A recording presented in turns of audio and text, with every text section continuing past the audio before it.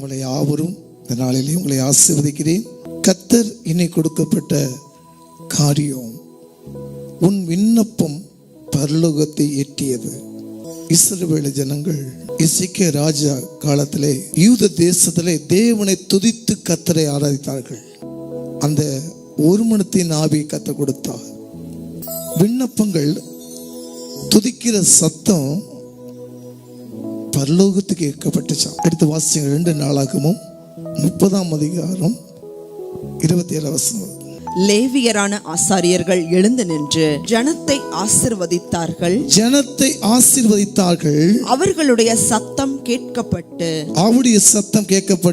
அவருடைய விண்ணப்பம் அவருடைய பரிசுத்த வாசஸ்தலமாகிய பரலோகத்தில் வந்து எட்டினது.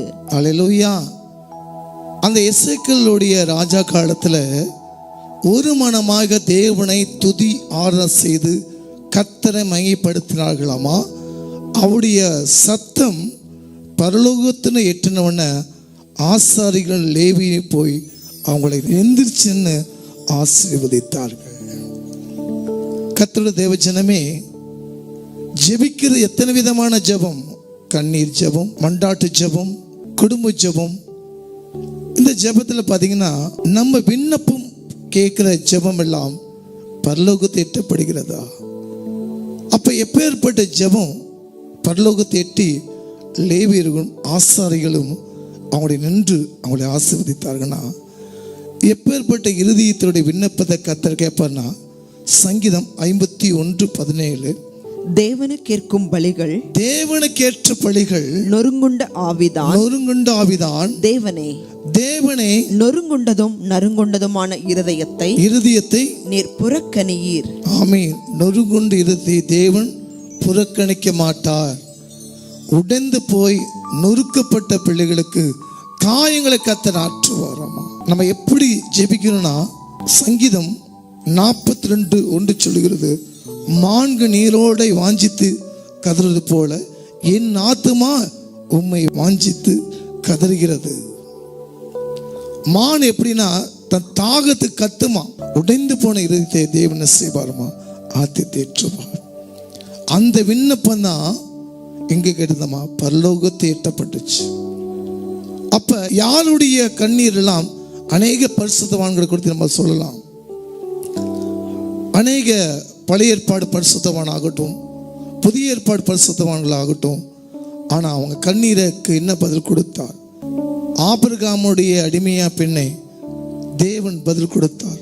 ஆகாருடைய மகன் இஸ்மவேலுக்கு நீரூற்றை தேவன் ஆண்டவர் கொடுத்தார். அன்னாளுடைய கண்ணீர் கண்டு அவள் குழந்தை இல்லாமல் அவள் விண்ணப்பம் செய்தார். கர்த்தர் சாமுவேல் தீர்க்கதரிசியை தேவன் கொடுத்தார்.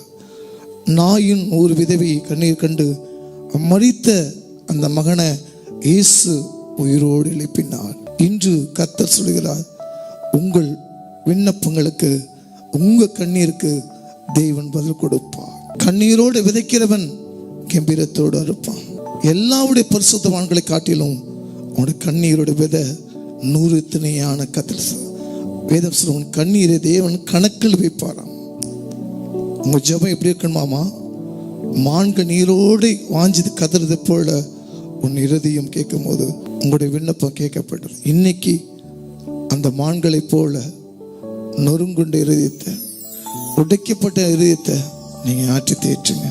இன்னைக்கு ஒரு கண்ணீரோட விண்ணப்பத்தை தேவன் பரலோகத்திலிருந்து ஒத்தாசை அனுப்புவார்.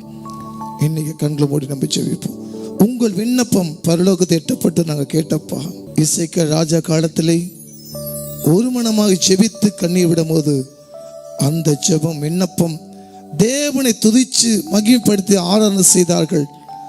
அந்த ஆராதனை ஜெபம் பரலோகத்தை எட்டப்பட்டு அதை போய் லேவியரும் ஆசாரிகளும் அந்த ஜனங்களை ஆசீர்வதித்து போல இன்னைக்கு என் பிள்ளைகள் எதெல்லாம் கண்ணீரோடு விதைக்கிறார்களோ கம்பீரத்தோடு இருக்க உதவி செய்யுங்க.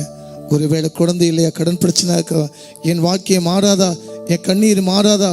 ஆபிரகாமுடைய அந்த அடிமை பெண் தேவனுக்கு ஒரு பேர் வைத்தார். இன்னைக்கு கர்த்தர் சொல்கிறார், உங்கள் வாழ்க்கை இருக்கிற வேதனைகள் பாடுகள் எல்லாம் கர்த்தருக்கு தெரியும். மனுஷனால் அழகாதீங்க. கர்த்தர் கண்ணீருக்கு நிச்சயமாகவே பதில் கொடுப்பார். ஆண்டவரே விண்ணப்பம் இதெல்லாம் போய் சேர முடியாத காரியத்தை வழி செய்யுங்க, ஆசீர்வதிங்க.